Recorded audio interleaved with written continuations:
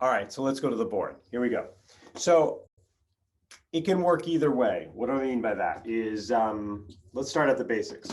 So this is what's going on inside me, right? So whatever feelings, thoughts, emotions, beliefs, actions aren't involved in that. How I'm being right now is creating my world. It's what I'm allowing to happen. It's what am I inviting, participating, collaborating with myself, with others.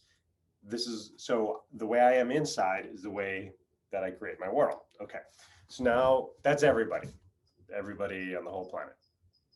So then what happens is we want something different. Okay. So we go, oh, and let's relate it to creativity. I want this book. I want this poem. I want to play guitar more. I want to have these paintings. I want to create this project, whatever that is. Or it can just be a daily practice, right? Because as we've all learned, it's not even the regularly I do creativity, right? Whether it be twice a week or every day, or even if it's just every Tuesday. But as I regularly do creativity, I'm happier. I'm having more fun. I'm tapping into the flow and it feels good. And when I feel good, then I don't need something else to feel good, like all those every other day addictions that then spiral me down, right? So we're just being creative, enjoying the creativity, and sometimes we want to do more, right? Before you join Let's Create Tuesday or your next step, my next step, it's always about expanding. So the way it can work two ways. One is often the person needs to take on new behaviors, new actions, new beliefs, right? Changing from circle. And then doing that for a while then creates a new world, right? Did I exercise a little bit more? I changed that here. My health doesn't change immediately, right? First time I go work out feels terrible, feels absolutely terrible, right? The first day I eat a cleaner meal, right?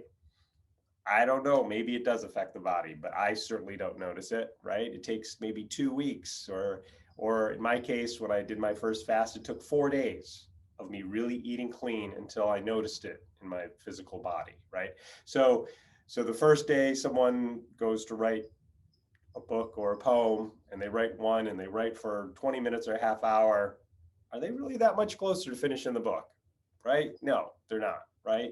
But that's not the point. The point is we do it over and over again and then we feel better. We get in the flow, we have greater experience, we tap into creativity, joy, then that overflows into our life, right? So that's one way. The other way is having a day job, doing this, writing, then I actually create a book or I create some poems or I do some paintings. And so my outside world is changing, right? I'm sort of like living this way and I'm doing some minor behaviors, but my identity often doesn't change, right? And so this is what called imposter syndrome. It can also work with someone just doing a really good job at work and then they get promoted. But if they don't feel like they're a manager or if they don't feel like they're a leader, then they get promoted, they could be like, oh, I don't deserve that. It's the imposter syndrome. They're going to discover I don't know anything, right? So what happens there is someone can show their creativity to someone else, their artwork and their writing, and they're like, wow, this is really good. You're a writer. Oh no, I'm not a writer. Well, you wrote this, right? Oh no, I'm not. Well, I'm not published, and I'm not really. So what that is the person's trying to defend, and they're not accepting this new identity, right? And because they are, I mean, technically, anyone who writes like a sentence is a writer. Okay, most of us have a different benchmark that we need to achieve before I can claim I'm a writer. Okay, so then the outside world can change, and then we start getting feedback. Now the choice is either stop doing what we're doing, so I can keep this identity, the old identity, or I change this, and I go, hey, you know what? I am a painter. Hey, I am creative. Hey, and then if I adopt that and become that, then I can do this more, right? Then I can live this. Then I can really move into it. All right, so how do you overcome creative imposter syndrome? You got to get on the court. You have to. You have to get on the court. You have to share it with other people because that's the only real way, right? I mean, somebody can write a song and then they have to play it to someone. Someone can write poetry, you have to share it with someone. You write part of a novel, a memoir, whatever that is you paint something, you create something, you create a product, right, that you hopefully, or write an online course. You got to share it with someone, right? Does this make sense to you? Does this bring value? And why, the reason why, and here's the thing, people get scared, right? And maybe you don't, that's awesome if you don't. If you do, you hesitate. I'm not saying you have to share it with everyone. You don't have to go stand at Venice Beach or on a mountaintop somewhere and scream it out to everyone. You find one or two people that you like, that are smart, that are caring, right? And you have them check it out. But you gotta get on the court, because that is how we can redefine ourselves, through other people. And I know other people are like, well, don't you feel that inside yourself? Don't you just know who you are? Yes and no. My niece, when she was becoming a medical doctor, they actually have a white coat ceremony. I didn't know that, right? I attended online this last year. They stand up in front of everyone, they hand them the white coat, they put it on, people clap. That's redefining her image of herself, right? Like, I am a doctor now. She hasn't even taken any courses yet. And she's owning that. She's becoming that.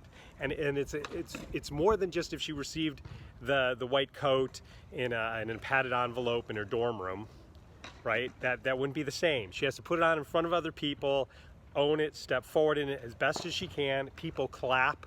Oh, this is who I am. This is who I'm becoming. This is what I'm owning, right? So that's what it is with all of us. We have to share that, get the feedback. Hey, I really like that. Wow, this is good. Oh, I really like this. Then you can ask follow-up questions, right? What slows you down? What didn't you like? Oh, well, this part slowed me down. But that's how it is, right? That's what we want, that feedback, so then we can change it, make it better, make it clearer, whatever that is. We gotta get on the court. That's how we overcome creative imposter syndrome, is we own it. We own it. And that's what part of Let's Create Tuesday is all about, right? We get together, talk about creativity and inspiration, then we have 30+ minutes of creating time, right? People are like, this is so awesome. Once a week, really connecting, you have that time set aside to create. And then we break into small groups, right? One-on-one, we share what's going on. And we often share what just happened, maybe sometimes challenges, what's going on, but often a little piece of what we just painted, we drew, what we wrote. And then we get that reaction from other people, and we get that reaction, and we notice more the sincerity, the honesty of like, I enjoyed that. Oh, that's more. That's cool. I want to hear more. Tell me more. Let me see that again. Then that feedback, that connection, is part of owning our creativity. So that's what we're up to. That's probably why we got it involved, and that's why we do that. And you're awesome. You're awesome.